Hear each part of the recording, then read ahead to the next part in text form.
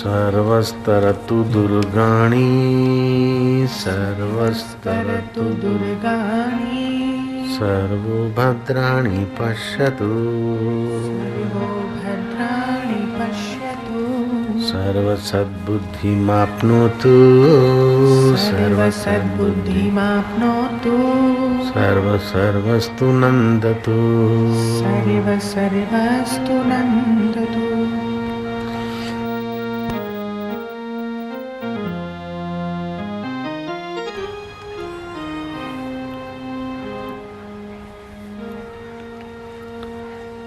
हम सबको सद्बुद्धि प्राप्त हो। सर्वस्तरतु दुर्गाणि, हम सब अपने अपने दुर्ग से, दायरे से, संकीर्णता से बाहर आ जाए, तर जाए। सर्वस्तरतु दुर्गाणि सर्वो भद्राणि पश्यतु, हम सब मंगलमय देखें। सृष्टि में अगर दुख, शोक, पाप, ताप या अमंगल देखते रहेंगे तो अपना चित्त ही अशुद्ध हो जाएगा। सुनो तात माया कृत गुण अरु दोष अनेक, गुण देखें दोष न देखें, उभय देखें ते अविवेक। अपने हृदय को हम ऐसा बनाए कि संसार की चोटें हमारे चित्त को चलित न करे। सर्वस्तरतु दुर्गाणि सर्वो भद्राणि पश्यतु, हम सब मंगलमय देखें। सब मंगलमय देखने से चित्त जल्दी शुद्ध होगा, प्रसन्न होगा, मधुर होगा। देवलोक में चर्चा हुई कि सब में मंगल देखने वाला ऐसा कौन सा जति जोगी है। कई बुद्धिमानों का नाम आया, तपस्वियों जतियों का, लेकिन सर्वोपरि नाम श्री कृष्ण का लिया गया। कितना भी अमंगल अशुद्ध हो, उसमें श्री कृष्ण मंगल और शुद्ध देखते हैं, इसलिए कृष्ण सदैव प्रसन्न रहते हैं। जो अशुद्ध और दुख देखता रहता है, अपवित्र देखता रहता है, उसका हृदय पवित्र कैसे रहेगा। शास्त्र में तो यहाँ तक है कि रास्ते जाते कोई अपवित्र चीज दिखे तो आपके चित्त पे अपवित्रता का असर पड़ेगा। तुरंत पवित्र करने वाले सूर्य नारायण को देख लो, अग्नि को देख लो, मंदिर के कलश को देख लो, अथवा तो इष्ट मंत्र जप लो या कोई संत महात्मा का दर्शन कर लो। रास्ते में जाते कोई गंदी चीज पड़ी है, कुछ भी ऐसा वैसा, आपके चित्त को ज्यादा देर अशुद्ध या अपवित्र में मत बैठने दो। रक्षताम रक्षताम कोशानाम अपि हृदय कोशम तेन रक्षितम सर्वम रक्षितम इदम। आप रक्षा कीजिए, रक्षा कीजिए। कोशों का कोश जो हृदय कोश है, उसकी रक्षा कीजिए। अपना किचन गंदा नहीं रखना चाहते, अपना बाथरूम गंदा रखना नहीं चाहते, लेकिन हृदय गंदा हो रहा है उसका ख्याल नहीं रखते। सर्व भद्राणि पश्यतु सर्व सद्बुद्धि मापनोतु। बुद्धि तो सबके पास है, लेकिन सतबुद्धि से सत्य स्वरूप ईश्वर का दीदार होता है। बुद्धि तो जजों के पास भी है, वकीलों के पास, बैरिस्टरों के पास, बुद्धिमानों के पास बुद्धि तो है, लेकिन सत्य को पाने वाली बुद्धि की मांग है यहाँ वेद में। सर्व सद्बुद्धि मापनोतु सर्व सर्वस्तु नंदतु, हम सब एक दूसरे को मदद रूप हों। स्वर्ग की सभा में सर्वोपरि प्रसन्न रहने वाले गंदी से गंदी व्यक्ति, गंदी से गंदी परिस्थिति, गंदे से गंदे पशु पक्षी में भी श्री कृष्ण अच्छाई देख लेते। भूरी भूरी प्रशंसा हुई, देवेंद्र ने कृष्ण की भूरी भूरी प्रशंसा की। एक देवता को शंका हुई कि गंदे से गंदी व्यक्ति, पशु पक्षी कृष्ण कैसे देख लेते होंगे अच्छाई उनकी। श्री कृष्ण जहां से पसार हो रहे हैं वहां सकड़ी गली में देवता कुत्ते का रूप लेकर आ गिरा। वहां पूंछ कटी है, शरीर में चांदे पड़े हैं, पीप बह रहा है, रक्त बह रहा है, बगैया भंडारा करती है, बुरी बदबू आ रही है। ग्वाल मित्र पसार हुए कृष्ण के साथ। अरे कृष्ण देखो तो ये कितना अभागा प्राणी है, न मरता है न जीता है, कितना इसके दुष्कृत्यों का फल भोग रहा है। रारारत दूसरा कोई रास्ता नहीं, इसीलिए यहाँ से गुजरना पड़ा है। ये कितना दुष्कर्मी है, कितना पापी जीव होगा। कृष्ण इसके पाप का फल भोग रहा है। अरे छी। कृष्ण ने कहा पागल हुए हो, उसके दांत चमक रहे, ये उनको उसके पुण्य का फल तुमको नहीं दिखता है? इसके दांत चमक रहे, ये उसके पुण्य का फल है। ऐसे जब कुत्ते के चमकते दांत कृष्ण को पुण्य का फल दिखता है, तो तुम्हारे कुटुंब में पड़ोस में भी किसी न किसी के दांत तो चमकते ही होंगे, या तो बाल चमकते होंगे, या तो उसका चेहरा चमकता होगा, या बुद्धि चमकती होगी। हजार हजार दोषों में भी एक निर्दोषता चमकती होगी। उधर नजर करो तो तुम्हें सतबुद्धि प्राप्त करने में, हृदय शुद्ध करने में सुविधा हो जाएगी। क्या करे, भैंस काली कलुट कौन रखे उसे, और गाय ठीक से दूध नहीं देती, निकम्मी। और घोड़ा तो चुल्लू भर भी दूध नहीं देता, गाय सवारी के काम नहीं आती। और तो क्या बताएं, कुत्ता अपवित्र। संसार बड़ा बुरा है। नहीं, घोड़े से घोड़े का काम लो, कुत्ते से कुत्ते का काम लो, गाय से गाय का, और फैट वाला दूध चाहिए तो भैंस का काम लो। शरीर में अंग भिन्न भिन्न है, अच्छे अंग भी हैं और मलिनता निकालने वाले अंग भी हैं, लेकिन कुल मिलाकर मैं हूँ, अपने आप को मानते हैं। ऐसे सृष्टि में न जाने कितना कितना वैचित्र दिखेगा। किस किस को आप इमली खाकर देखोगे, किस किस को नींबू चाटते हुए देखोगे, अरे ऐसा हो गया, अरे ऐसा हो गया, अरे ऐसा हो गया। पोल्यूशन तो बहुत है, अरे है तो है, अरे करके और उसको बढ़ाते क्यों अपने मन में। मिटाने की योग्यता है, जरूर मिटाओ, लेकिन मिटाने की जहाँ योग्यता नहीं, पहुँच नहीं, वहाँ से मन हटाकर जहाँ से तुम्हें आनंद मिले, प्रसन्नता मिले, माधुर्य मिले, वहीं उस सत्य में प्रवेश पाने की सद्बुद्धि का आप विकास करो। अंतःकरण शुद्ध होगा, पवित्र हो जाएगा, हृदय प्रसन्न हो जाएगा। श्रीमद् भागवत की कथा आगे चलती है कि पांडव राज्य करने लगे। श्री कृष्ण जब विदा ले रहे थे तो कुंता जी को पूछा, बुआ जी क्या चाहिए? कुंता कहती है कि प्रभु केशव, लोग तो बोलते हैं कि तुम धरती का भार उतारने आए, योगेश्वर कहते हैं कि हमारे योग में पुष्टि देने आए, पौराणिक कहते हैं कि वसुदेव देवकी ने अगले जन्म में तप किया था और आपसे आप जैसा ही पुत्र मांगा था, इसलिए आप आए, यदुवंश की शोभा बढ़ाने को आए। लेकिन हे केशव, मैं तो ये समझती हूँ कि आप मेरे लिए ही धरती पर अवतरित हुए हैं। जब जब हमको दुख पड़ा तो कृष्ण तुम आए, लाक्षागृह से रक्षा तुमने हमारी करवाई।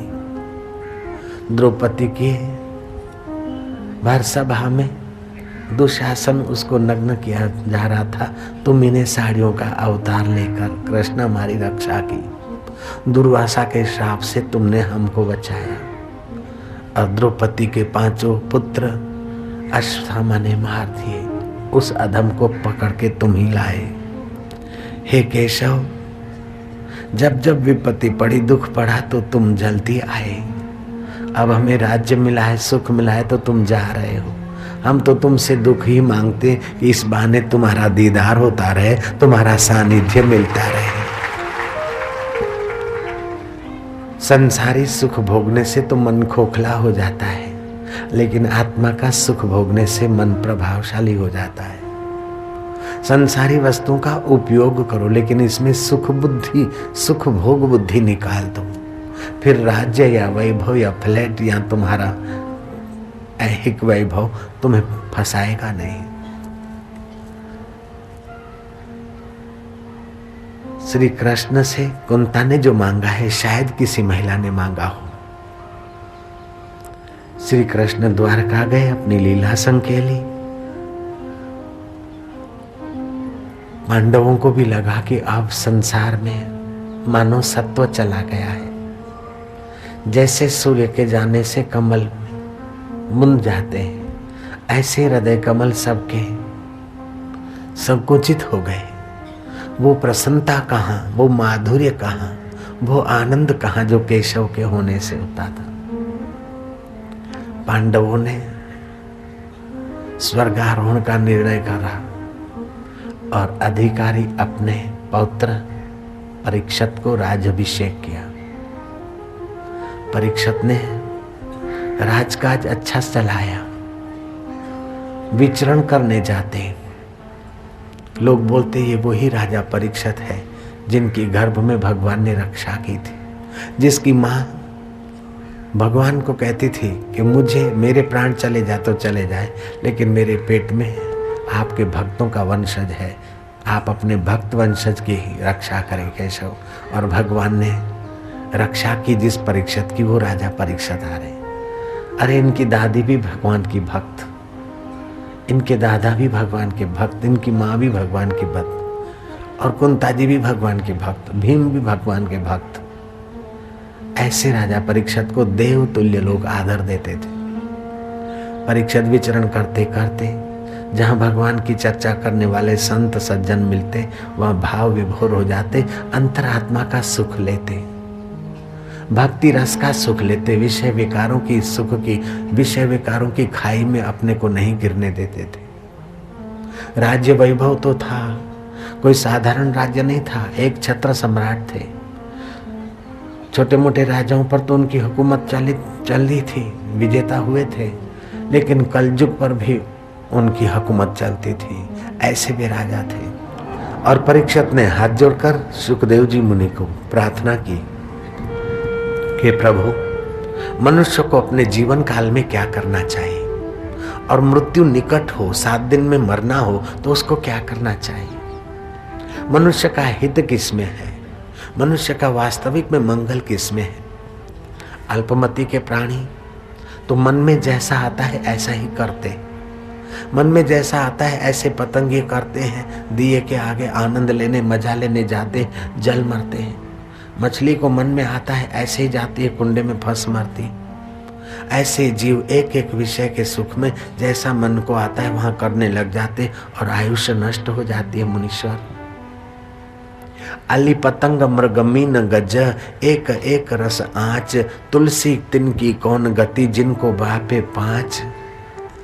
पतंग रूप देखकर खप जाता है, भंवरा रस में ही फंस मरता है, सुगंध में फंस मरता है, मछली जीभ के स्वाद में फंस मरती है, हाथी स्पर्श के सुख में फंस मरता है, हिरण गीत के ध्वनि के सुख में फंस मरता है, शिकार हो जाता है उसका।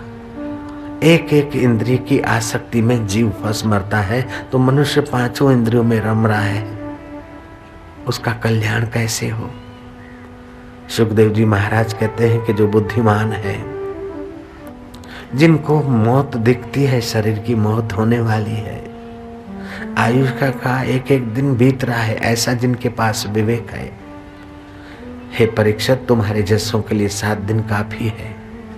लेकिन जिनको इंद्रियों के सुख भोग भोग कर अपने को खपाना है, उनके लिए तो 7 जन्म भी कम है।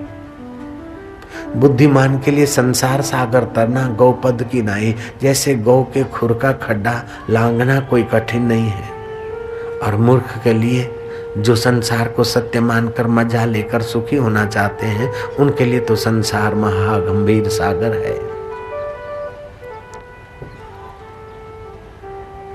पहले स्कंद में परीक्षित के सुंदर सुंदर प्रश्न हैं। सुखदेव जी महाराज उसकी सुंदर मति का बखान करते कि तुमने लोकहित के बहुत अच्छे प्रश्न पूछे, आत्म कल्याण के अच्छे प्रश्न पूछे राजन। सुखदेव जी के परीक्षित के प्रश्नों का उत्तर जब सुखदेव जी देते, वहां से दूसरा स्कंद प्रारंभ हो जाता है। सुखदेव जी महाराज कहते, तस्मात् सर्वात्मनः राजन हरि अभिधीयते है। श्रोतव्य कीर्तितव्य स्मृतव्यो भगवत नृणाम। मनुष्य को सर्वकाल में भगवत तत्व का ज्ञान सुनना चाहिए, भगवान की कथा सुननी चाहिए, भगवान के स्वरूप का अनुसंधान करना चाहिए, भगवान नाम का कीर्तन करना चाहिए। जीवन काल में ये आदत डाल दे। आपके मन में 1 घंटे में 50 विचार उत्पन्न होते हैं, लेकिन 50 विचार 50 संकल्प आप क्रियान्वित नहीं करते। उसमें जो प्रभावशाली होता है वही आपका क्रियान्वित होता है और उसी की स्मृति रहती है। मानो आप 15 घंटे जगते हैं तो 500 संकल्प होते होंगे, लेकिन उसमें जो प्रभावशाली संकल्प है उन्हीं की स्मृति रहती है। कल्पना करो कि 15 संकल्पों की स्मृति रही। 15 रोज के तो हफ्ते के 120 नहीं, हफ्ते में जो उनमें भी ज्यादा प्रभावशाली होंगे उन्हीं की आपको स्मृति रहती है। मान लो कि हफ्ते में 50 रहे तो महीने में 200 संकल्पों की स्मृति रहेगी या प्रभाव रहेगा चित्त पर? नहीं, उन 200 में भी जो अधिक प्रभावशाली है वही रहेंगे। मानो 60 रहे तो 12 महीने के 720 संकल्प या संस्कार दृढ़ रहेंगे? नहीं, उन सब में जो सार है उनकी स्मृति बनी रहेगी और उन जैसी वो क्रिया की है ऐसी आदत बनेगी। तो वर्ष में 5-25 जो संकल्प प्रभावशाली है उसकी स्मृति और आदत बनी।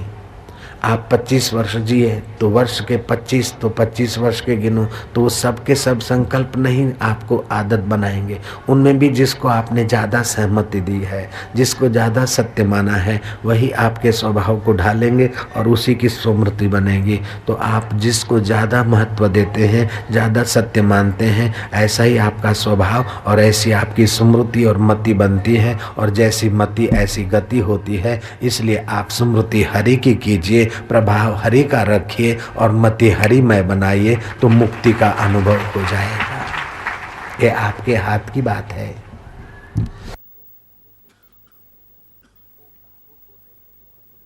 को काहू को नहीं सुख दुख करी दाता, निज कृत कर्म भोगत ही भ्राता।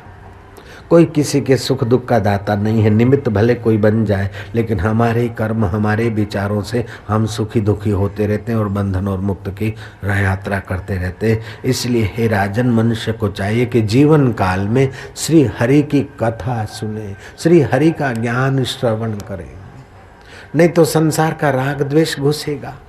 जिन हरि कथा सुनी नहीं काना, श्रवण रंध्र एहि भवन समाना। जे नहीं करहि राम गुण गाना, जी है सुधाधुर जी है समाना।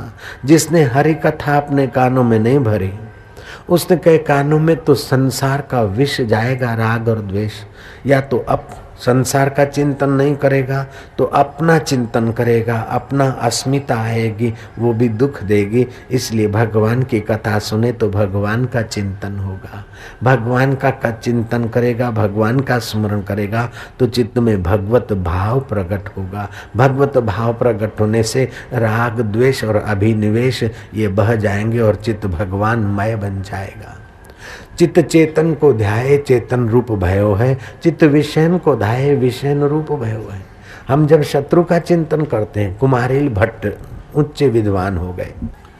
कुमारिल भट्ट लिखते हैं कि आप नहीं चाहते कि आपके नगर में आपका दुश्मन, कट्टर दुश्मन आपके नगर में रहे। आप नहीं चाहते, आपके मोहल्ले में तो नहीं चाहते, नगर में भी नहीं चाहते, आप अपने मोहल्ले में भी नहीं चाहते, आप अपने पड़ोस में भी नहीं चाहते, आप अपने घर में तो शत्रु को नहीं चाहते हैं। लेकिन शत्रु का चिंतन करते करते आप अपने दिल और दिमाग में शत्रु को भरते हैं। भगवान का चिंतन करके दिल दिमाग में भगवान को भरिएगा।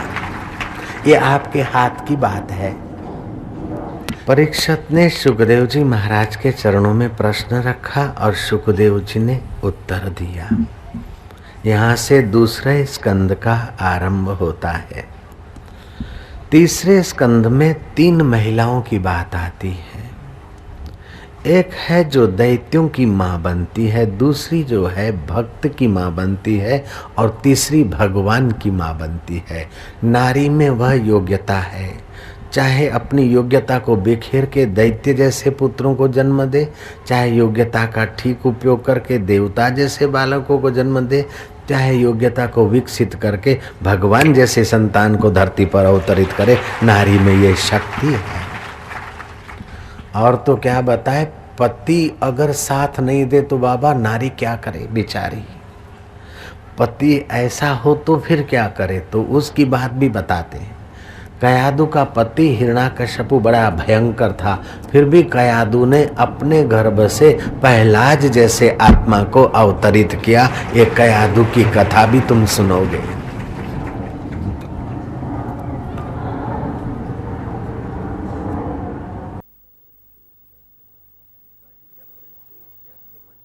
कश्यप ऋषि यज्ञ मंडप में थे, संध्या का समय था।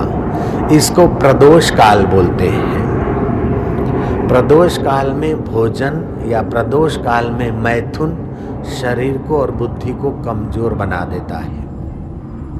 प्रदोष काल में मैथुन संसारी व्यवहार, पति पत्नी का व्यवहार नहीं करना चाहिए। श्राद्ध के दिनों में नहीं करना चाहिए, पर्व के दिनों में नहीं करना चाहिए, नहीं तो बुद्धि पर बहुत खराब असर पड़ता है।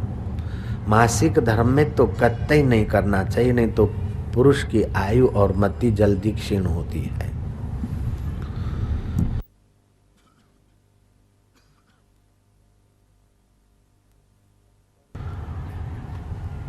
कर्दम ऋषि, कश्यप ऋषि यज्ञ मंडप में बैठे थे। संध्या वंदन आदि का समय था, वे नित्य कर्म में लगने वाले थे। दीति आई और अनधिकार मांग करने लगी कि मैं काम से पीड़ित हो रही हूं और मुझे काम सुख दो, सेक्सी सुख की मांग की। कश्यप ऋषि ने कहा, देख इस समय ये व्यवहार करने का नहीं। एक तो स्थान पवित्र है, भजन करने की जगह है, दूसरा संध्या काल है, तीसरा शिव जी के गण और कभी कभार शिव जी भी सूक्ष्म रूप से विचरण करते, तो शिव जी की भी अवज्ञा होगी। और चौथी बात, धर्म के विरुद्ध है ये समय। और पांचवी बात, मैं पति हूँ, मना कर रहा हूँ, तू समझ जा। लेकिन दीति को काम ने ऐसा झपेटे में लिया कि दीति मानी नहीं। कश्यप ने भगवान को हाथ जोड़कर दीति के साथ संसारी, सेक्सी, काम विकारी व्यवहार किया। तुरंत नहा धो के शुद्ध हुए, कुछ शरीर को बल मिले ऐसा पेय पदार्थ, पवित्र पदार्थ पी लिया। काम आता है तो मति को अंधा बना देता है, जाता है तो जगा के जाता है। काम विकार भोगने के बाद जो वैराग्य आता है, जो विवेक आता है, उसका अगर आदर करे तो सब महापुरुष बन जाए और महान देवियां बन जाए। आप मेरे को न मानो, भगवान को न मानो, केवल अपने अनुभव को मानो, तभी भी आप महान हो जाएंगे। झगड़ा करने के बाद शरीर थक जाता है, अशांति होती है, लेकिन ध्यान करने के बाद चित्त में शांति और मधुरता आती है। काम भोगने के बाद शरीर निस्तेज और कमर कमजोर और मन खिन्न हो जाता है। तो जो काम करने से हमको घाटा पड़ा ऐसा महसूस होता है, उस काम को जल्दी जल्दी न करे, संयम रखे। और जो काम करने से चित्त प्रफुल्लित होता है, पवित्र होता है, मति शुद्ध होती है और भगवान की निकटता आती है, ऐसा जो सत्संग, ध्यान और भगवत कथा का अनुभव होता है, उसी को अपने जीवन में लाओ तो कल्याण हो जाए, महान बन जाए। जहाँ राम तहाँ नहीं काम, जहाँ काम तहाँ नहीं राम, तुलसी दोनों रह न सके, रवि रजनी एक ठाम, सियावर रामचंद्र की। काम केंद्र, सेक्सुअल केंद्र नीचे है। जब आप भाव में आते तो आपका मन और प्राण चौथे केंद्र में होता है, वहाँ राम का सुख मिलता है। जब राम का सुख होता है तो काम का कीचड़ नहीं होता, और जिस समय काम के कीचड़ में मन होता है तो उस समय हृदय का राम का सुख नहीं है। रामायण की कथा एक छोटी सी, कुंभकर्ण को रावण ने जगाया और सारी बात कह सुनाई कि मैं सीता जी को लाया हूं और सीता किसी कीमत पे मानती नहीं है। अब बड़े बड़े योद्धे मारे गए हैं, नहीं तो मैं तुझे नहीं जगाता था। भाई मैं बड़े संकट में हूँ और कैसे भी करके अब लंका की राज और तेरे भाई का जीवन तेरे हाथ में है। कुंभकर्ण कहता है कि हम लोग तो रूप बदलने में सक्षम है। रावण, तुम तो जानते हो रूप बदलना, ये विद्या तो है तुम्हारे पास, तुम क्यों नहीं अपना रूप रावण जैसा बनाकर सीता के पास चले जाते और सीता तुमको उसी समय स्पर्श कर देगी तो सीता का सतीत्व नष्ट हो जाएगा, राम तुरंत हार जाएंगे। और सीता को फुसलाना क्या बड़ी बात है, तुम राम का रूप क्यों नहीं बनाते हो? रावण कहता है कि छोड़ ये बात, मैं सारे पापड़ वेल के थका हूं तब तुझे जगाया है। बोले कैसे? बोले मैं राम का रूप बनाने के लिए राम का चिंतन करता हूँ।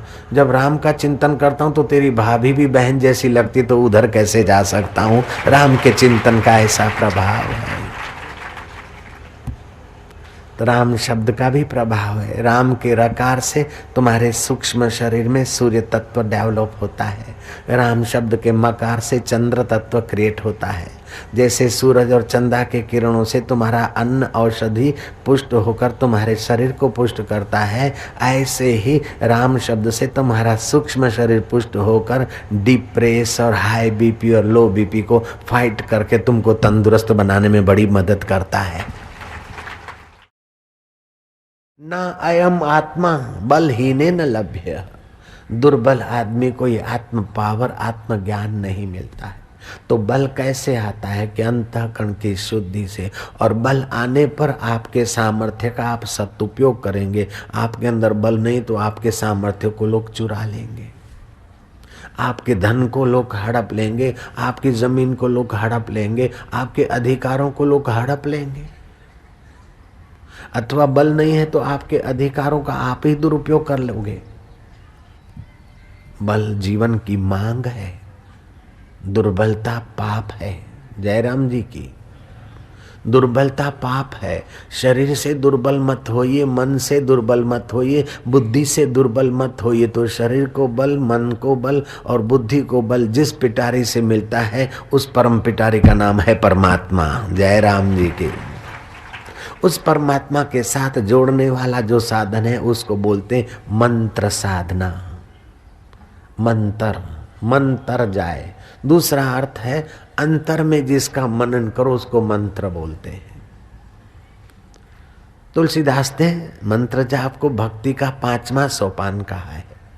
मंत्र जाप मम दृढ़ विश्वासा, पंचम भक्ति य वेद प्रकाशा। राम नाम की औषधि खरी नियत से खाए, अंग रोग व्यापे नहीं महारोग मिट जाए, सियावर रामचंद्र की जय। डॉक्टर हर्बर्ट बेंसन कहता है कि मंत्र जाप से बड़े बड़े रोग मिटाए जा सकते हैं। मंत्र जाप से, केवल मंत्र जाप से, बिना ऑपरेशन के, बिना इंजेक्शन के, बिना कैप्सूल के, बिना और औषधियों के मंत्र जाप से रोग मिटाए जा सकते हैं। और मंत्र जाप से निपटों को पुत्र दिए जा सकते हैं।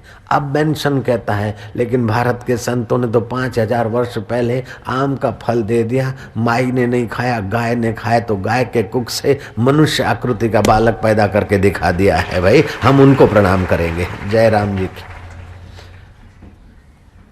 बोस्टन की हार्वर्ड यूनिवर्सिटी में डॉक्टर हर्बर्ट बेंसन ने वर्षों के अभ्यास के बाद ये सत्य का कुछ अंश पाया है। दुनिया चकित हुई, लेकिन सारा ब्रह्मांड चकित हो जाए ऐसे आविष्कार हमारे ऋषियों ने कर करके छोड़ रखे हैं और वहां रुके नहीं हैं, उससे भी आगे। चरेवेती चरेवेती, ऐसे ऐसे जहाजों का वर्णन आता है कि उसमें पूरा पूरा नगर ही उड़ता फिरता था। एक सम्राट ने तो जहाज में अपना राज्य स्थापित कर दिया। तुमको 4 फ्लैट मिल गए, 2 मकान मिल गए, 2 फैक्ट्री मिल गए, आप इसी में खुश हो गए। सिंधी में चौड़िया चरीरन भूंडे में ही खुश है। चरीरन भूंडे में ही खुश। जो पगली होती है ना उसको बोले तो खुश होती है, वैसे हकीकत में है तो ये तो एक अपमान है, लेकिन पागल उसी में खुश हो जाता है। ऐसे कहाँ तो तुम्हारा मनुष्य जन्म, कहाँ तुम परमात्मा के अविभाज्य अंग, परम तत्व का साक्षात्कार करने की योग्यता ईश्वर ने तुमको दी और तुम एक फ्लैट में राजी हो रहे हो, 2 मकान में अपनी जिंदगी खपा दिया। 25 करोड़ में अपने को पूरा भाग्यशाली मानकर बैठ गए। अब 25 करोड़ से तुम अगर बड़े हो गए तो तुम्हारा बड़प्पन नहीं, ये 25 करोड़ का बड़प्पन है। तुम्हारा बड़प्पन तो दब गया। जिस दिन वो 25 करोड़ नहीं होंगे या 5 करोड़, उस दिन तुम वही के वही छोटे। तुमको कुर्सी मिली तो तुम्हारा बड़प्पन तुम मानते हो, तो कुर्सी चली गई तो तुम्हारा बड़प्पन नष्ट हो गया। तुमने अपने बड़प्पन को नष्ट चीज होने वाली चीजों में बिखेर दिया। मैं इतना बड़ा 6 फुट का लगता हूँ, थोड़ी हड्डियां बड़ी होने से तो अपने हड्डियों में बैठ गया मैं बड़ा, थोड़ा मांस बढ़ा के मैं मोटा हूँ। नहीं, मांस बढ़ने से तू मोटा नहीं, हड्डियां लंबी होने से तू लंबा नहीं, हड्डियां नाटी होने से तू नाटा नहीं, धन बढ़ने से तू बड़ा नहीं और धन घटने से तू कंगाल नहीं, और सत्ता मिलने से तू बड़ा नहीं और सत्ता जाने से तू छोटा नहीं। तू तो ऐसा है कि तमाम आंधी तूफान चढ़ा उतारा है, फिर भी एक तिल नहीं दूजा समाऊंदा। तू ऐसा अमर आत्मा है, अपने को पहचान यार। कब तक अपने को सताएगा, कब तक धोखा खाता रहेगा।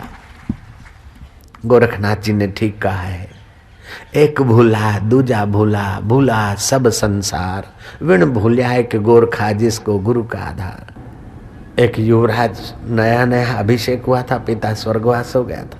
मैं बड़ा भाग्यशाली हूँ, बड़ा राजा हूँ। महल में अपनी पत्नी के साथ बैठा था और संध्या रात बीतने को रात उतर आ रही थी। संध्या के बाद कोई साधु आया, उसने अपना कंबल बिछाया और युवराज कहता है कि देख, वो भी युवान साधु, में भी युवान, मैं तो महल में मौज कर रहा हूँ और वो बेचारा मंदिर के प्रांगण में फुटपाथ जैसे एक चबूतरे पे सो रहा है। देख मैं भाग्यशाली हूँ, वो साधु कितना भागा है। पत्नी से गपशप लगाते रात जैसे भी बीती। सुबह हुआ, वो घोड़े पर बैठकर सैर करने गया और वो संत भी घूमते घामते उसी इलाके में पहुंचा। उसने टोंट मारते हुए कहा, क्यों महाराज रात कैसे बीती? संत जान गए, बोले बहुत बढ़िया, कुछ तो तुम्हारे जैसी राजन। बोले तुम जानते हो मैं राजा हूँ? हाँ हाँ, कुछ तो तुम्हारे जैसी और कुछ तुम्हारे से बढ़िया। बोले व्हाट यू से, महाराज तुम क्या बोलते हो? मैं सम्राट हूं और मेरे महल के सामने आप चबूतरे पे पड़े थे। मेरे जैसी रात तुम्हारी कैसे बीत सकती है? महाराज ने कहा ध्यान से सुनो, गहरी नींद में बड़ा महल हो चाहे चबूतरा हो, गहरी नींद में उसकी कोई स्मृति नहीं रहती। गहरी नींद में जैसा तुम अविद्या व छिन्न चैतन्य में, ऐसे हम। गहरी नींद में तो तुम्हारी और हमारी एक जैसी स्थिति थी।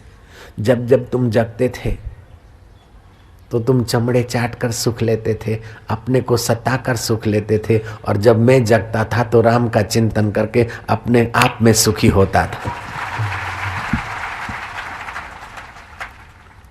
बच्चे को जन्म देने के लिए संसार में उतरो, शास्त्रों की मना नहीं है, लेकिन एक दूसरे के शरीर को सता सता के जो सुखी होना चाहते हैं और फास्ट सुखी होना चाहते हैं, उनके लिए एड्स भी खड़ी रहती है। जयराम जी की, उनके लिए और कमजोरी और बीमारियां भी सामने मुंह दिखाती रहती। जितना माणिया खुशियां उतना भया रोग, खलड़ खादे जो मार पई तो गिर खादे क्या होए।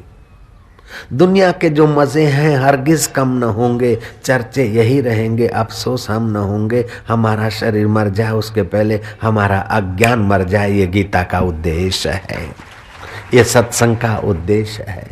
अज्ञानेन आवृतम ज्ञानम, कृष्ण कहते हैं, ना दत्तम कश्चित पापम, मैं किसी को पाप देकर दुखी बनाने के लिए कोई प्रयत्न नहीं करता हूँ, और किसी विशेष व्यक्ति को पुण्य देकर मैं सुखी बनाता हूँ, ऐसा नहीं है। वो तो अपने ही अज्ञान से उनका ज्ञान ढक गया है और ऐसे कर्म करके बनाते हैं। जैसे स्लाटर हाउस में बिजली की लाइन जाती है तो बिजली थोड़ी स्लाटर हाउस के निर्दोष प्राणियों को कत्ल करने का संकल्प करती है, अथवा बिजली थोड़े यहाँ आती है कि चलो बाबा जी की कथा हो रही है तो मैं यहाँ काम में लग जाऊँ, मेरे को पुण्य होगा। नहीं, एम्पलीफायर फिट कर दो तो ये आवाज़ करके सेवा करती है, और स्लाटर हाउस के वो तीक्ष्ण इंस्ट्रूमेंट फिट कर दो तो हत्या करती है। बिजली इसमें क्या करे? भगवान कहते हैं मैं किसी को पाप के तरफ प्रेरित नहीं करता हूँ। ना दत्तम कश्चित पापम, मैं किसी को पाप नहीं देता हूँ। दुख नहीं देता हूँ। ना दत्तम कश्चित पापम ना सुकृतम विभो हो, अज्ञानेन आवृतम ज्ञानम तेन मोहंती जनतवाः। अज्ञान से उनका अपना असली ज्ञान ढक गया है, इसलिए वे विमोहित हो जाते हैं, मोहित हो जाते बेचारा। मोहित मतलब उल्टे ज्ञान के तरफ चले जाते हैं। गीता उल्टा ज्ञान मिटाकर सही ज्ञान की दिशा देती है। मशीन को काम दिया जाता है, इंसान को ज्ञान दिया जाता है, और ज्ञान भी 3 प्रकार का होता है। एक जो आजकल स्कूल कॉलेजों में सिखाया जाता है वो पेट भरने का ज्ञान हम बोलते हैं उसको। दूसरा योगियों के पास जो सिखाया जाता है उसमें अंतःकरण में सामर्थ्य भरने का ज्ञान है, योग शक्ति के द्वारा। जैसे तुम प्राण चलाते हो तो तुम्हारे प्राण का फोर्स अगर 11 उंगल पर रखो तो तुम्हारे हृदय में आनंद, उल्लास, प्रसन्नता आदि गुण प्रकट होंगे। ऐसे वो जो योगिक परंपरा का ज्ञान है, तो एक ऐहिक ज्ञान, दूसरा योग विद्या का ज्ञान, और तीसरा ऐहिक ज्ञान और योग विद्या का ज्ञान जहाँ से आता है उस पर ब्रह्म परमात्मा का ज्ञान, उसको आत्मज्ञान बोलते हैं। 3 प्रकार का ज्ञान होता है। पेट भरने के लिए तो ऐहिक ज्ञान का उपयोग कर लो, मना नहीं है, लेकिन हृदय भरने का भी तो जरूरत है। और हृदय जिससे भरा जाता है उस परमेश्वर को भी अपने आप में भरो और अपने को उसमें भरो, तो बस ब्रह्म ज्ञान हो जाएगा, परम ज्ञान हो जाएगा। लब्ध्वा ज्ञानम परम शांति, वो परम ज्ञान उपलब्ध होने से परम शांति हो जाती। नहीं तो बिचारी शांतियां आती और भाग जाती। 2 प्रकार के व्यक्ति, एक होते हैं जो एक की शरण जाते हैं, उन्हें श्रद्धालु कहा जाता है।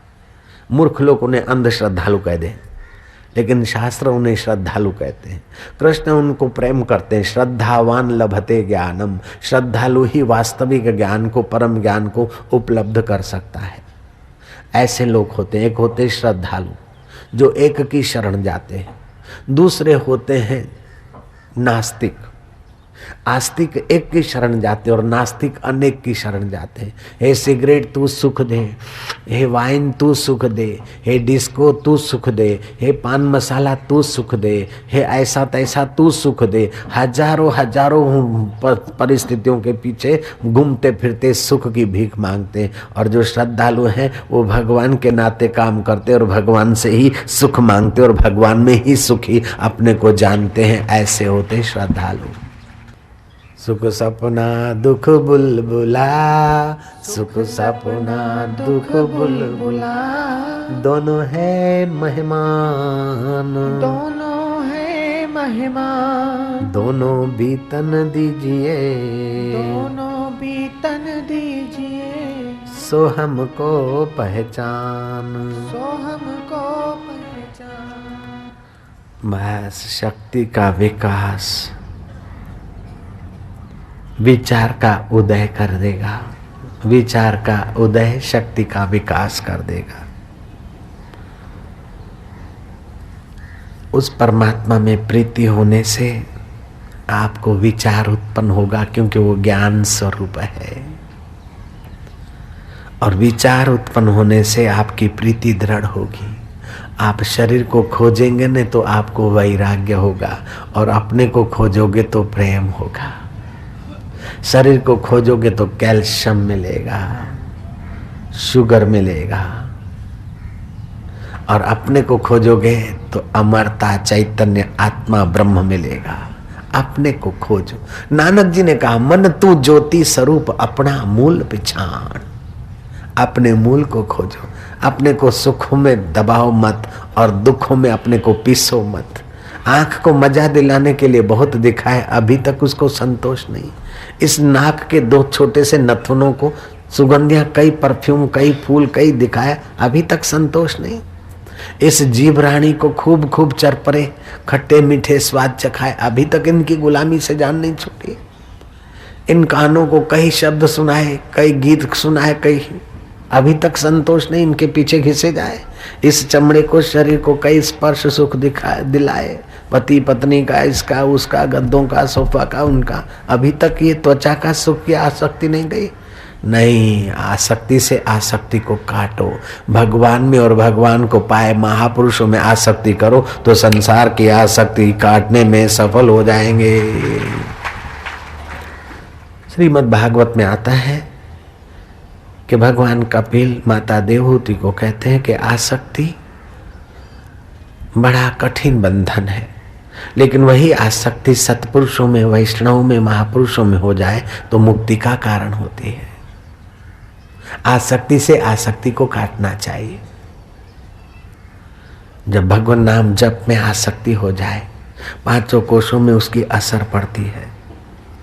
और जब भी किसी ब्रह्मवेता महापुरुष के द्वारा दीक्षा मिल जाए और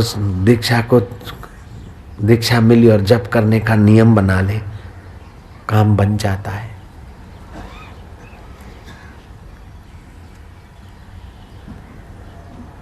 अब हम पौराणिक जगत में चलते, थोड़ा सा पौराणिक कथा है कि धर्मदत्त ब्राह्मण की पत्नी का नाम था कलह। जैसा नाम था ऐसा काम था। वो कलह प्रिय थी, दिन रात अकारण झगड़ा करती थी। जो भी धर्मदत्त बोले उससे उल्टा ही करती थी।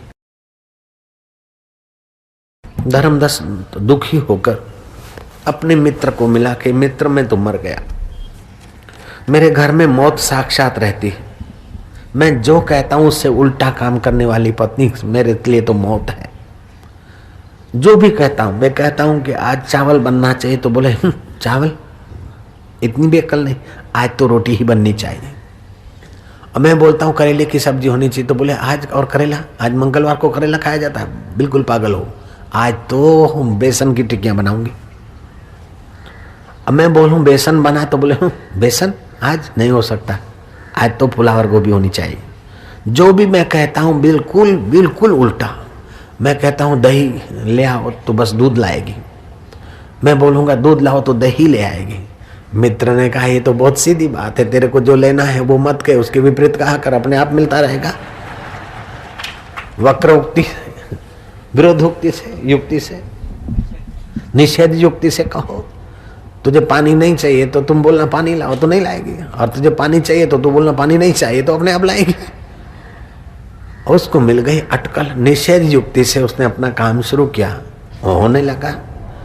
इतने में धर्मदत्त ब्राह्मण के पिता का श्राद्ध कल को है, अब पत्नी से श्राद्ध करवाना है। बोले देख प्रिय, कल तो मेरे पिता का श्राद्ध है, लेकिन अपने श्राद्ध व्रात करेंगे नहीं। बोले डूब मरो, जिस पिता ने इतना मकान जन्म दिया, मकान दिया, उस पिता का श्राद्ध नहीं करोगे? मनुष्य हो कि धन चक्कर हो, मैं तो श्राद्ध करूंगी। बोले श्राद्ध तो करना, लेकिन ब्राह्मणों को मत बुलाना। मैं तो ब्राह्मण को जरूर बुलाऊंगी। ब्राह्मणों को तो बुलाए, लेकिन बहुत बढ़िया बढ़िया पकवान मत बनाना, मैं तो बनवाऊंगी। और सारा बनवाया, अच्छा पकवान खिलाए ब्राह्मण को तो तेरी मर्जी है, लेकिन उनको दक्षिणा मत देना।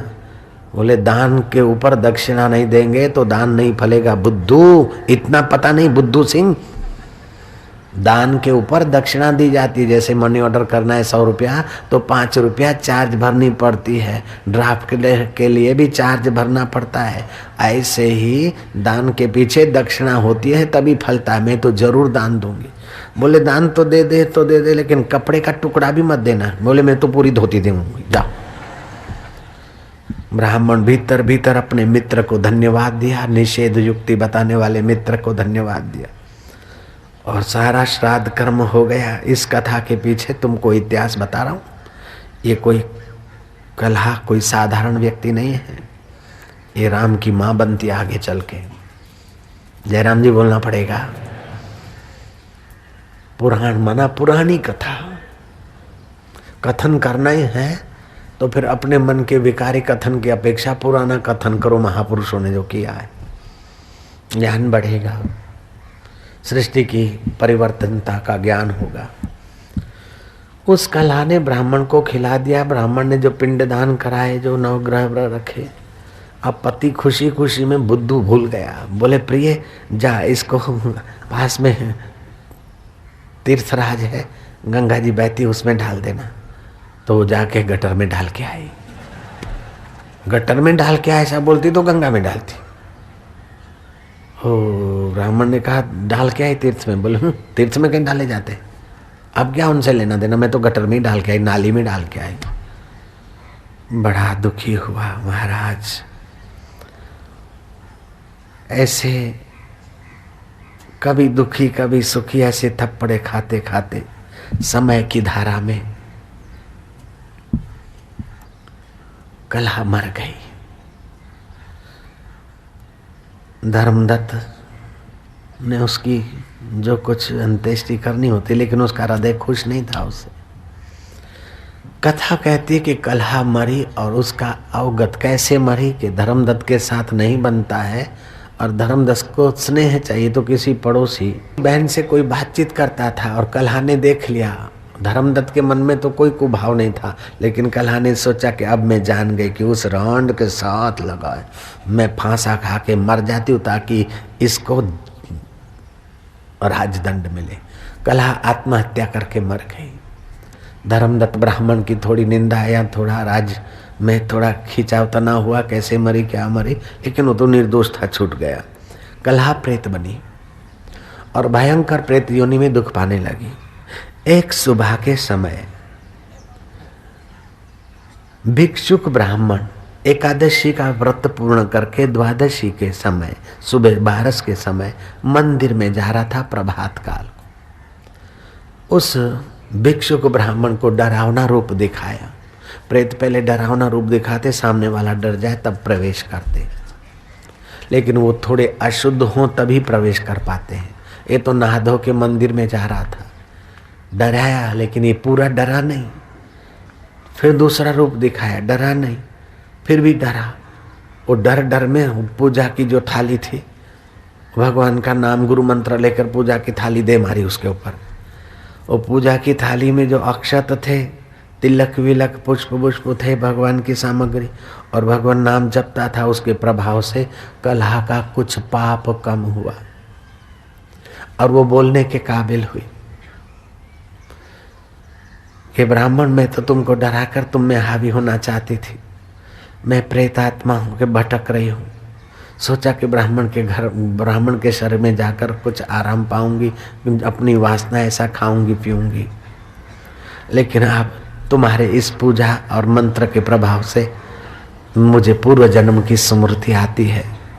मैं धर्मदत्त की ब्राह्मण की पत्नी थी और मैं उल्टा करती थी, अपने जूठे बर्तनों में पति को खिलाती थी और जो पति कहे उससे मैं उल्टा करती थी। उनके अंतर में आत्मा परमात्मा है, ऐसा सत्संग और ज्ञान मुझे नहीं था, इसलिए पति को ठीक करूं, ये भी दिन के तारे देखे।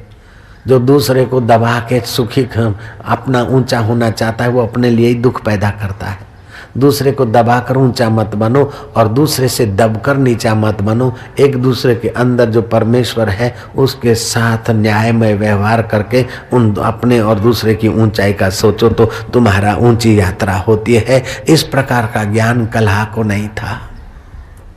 कलहा ने कहा कि हे भिक्षुक ब्राह्मण, अब तुम्हारे इस मंत्र से और पूजा के सामान के स्पर्श से मेरे को पूर्व जन्म की स्मृति आती है। देव, अब ऐसी कृपा करो कि मुझे इस प्रेत योनि से छुटकारा मिले। मुझे यह भी सुमरण है कि मैं मर के गई और यमराज ने मुझे कहा कि अभी तो तू प्रेत योनि में भटकेगी, फिर तू सूरी बनेगी, क्योंकि जूठे बर्तन में पति को खिलाने से सूरी बनने का दंड मिलता है। फिर तू अनाप शनाप बकती थी, लातें मारती थी वाणी की, तो लात मारने वाली गधी की योनि में तुझे जाना पड़ेगा। अब इन योनियों की याद आते ही मैं कांपती हूं, मेरे उद्धार का उपाय करो। भिक्षुक ब्राह्मण ने अपने गुरु मंत्र का अवलंबन लेकर जप किया और जप करते हुए एकादशी के व्रत का फल उसकी सदगति में लगाया और जप का फल उसको अर्पण किया। इतने में कथा कहती है कि उसका प्रेत योनि छूटा और देवदेही उसने धारण कर ली। विमान आए और विमान के पार्षदों ने कहा कि हे भिक्षुक ब्राह्मण, तुमने इस कलहा को दुर्गति से सदगति के तरफ की यात्रा कराई, तुम पुण्यात्मा हो। अभी तो ये कलहा स्वर्ग में आ रही है, समय पाकर तुम भी वैकुंठ में आओगे और तुम्हारी ये अर्धांगिनी होगी और तुम फिर थोड़ा तप करोगे और भगवान वरदान देंगे और फिर तुम राजा दशरथ बनोगे और तुम्हारी ये कैकेयी रानी बनेगी। वही भूतपूर्व कलहा कैकेयी बनी है। कर्म की गति है, उतार से चढ़ाव, चढ़ाव से उतार। तो कलह को कलह पहले था, तो कई बनने के बाद भी कलह की चाबी मंथरा की कौशल्या को नहीं लगी, सुमित्रा को नहीं लगी, और जगह नहीं लगी, कलह में ही कलह की चाबी लगी, क्योंकि पुराना स्वभाव कुछ अंश रहा। हमारे पुराणकारों ने और ऋषियों ने कितना प्रकृति के साथ एक तांता शादी होगी, मंत्र विज्ञान कितना उनका सूक्ष्मतम पहुंचा होगा कि कौन सा जीव कौन सी योनि में था और कहाँ से घूम के आया, ये भी मंत्र दृष्टा महापुरुषों ने पुराणों में लिख रखा है। मैं उन विज्ञानियों को धन्यवाद तो करूंगा, लेकिन प्रणाम तो उन ऋषियों के ज्ञान को ही करता हूँ। जय राम जी।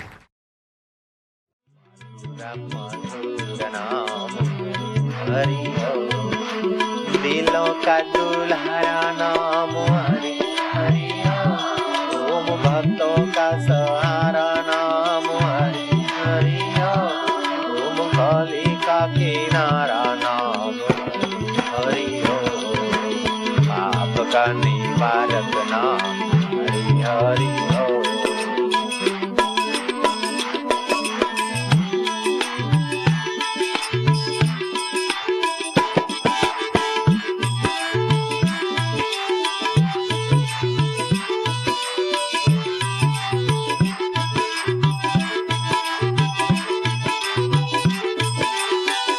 तुम्हारी रग रग पावन हो गई है ना, तुम्हारा रक्त का कण कण पवित्र हो रहा है ना, और तुम उससे प्यार कर रहे हो, तुम स्वयं प्यारे हो रहे हो ना।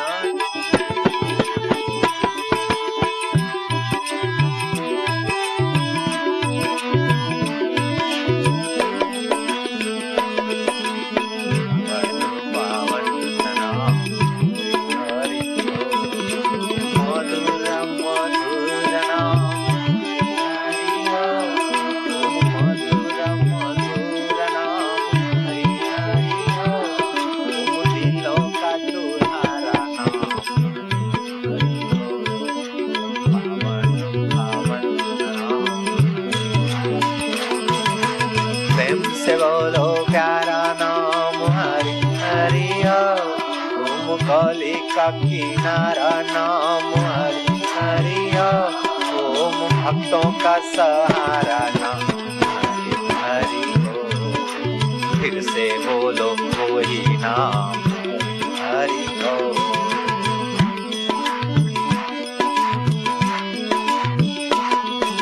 भय नाशन दुर्मति हरण, कली में हरि को नाम, निश दिन साधक जो जपे, सफल होवै सब काम।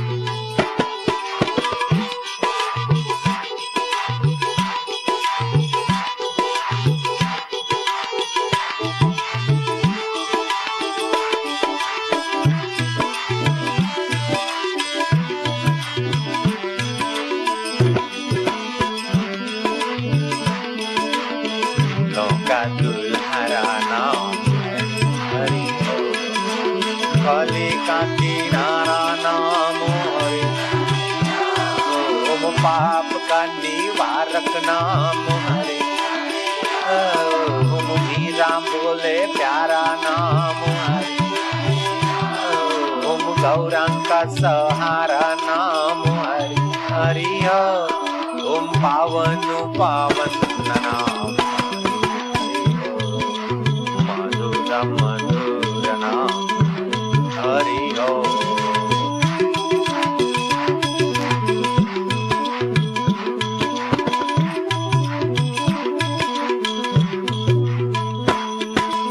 राम बोले प्यारा नाम हरि हरि ओम, गौरांग का सहारा नाम हरि ओम, नरसिंह बोले वो ही नाम हरि हरि ओम, ब्रह्मा का प्यारा नाम हरि हरि ओम, दिलों का दूल्हा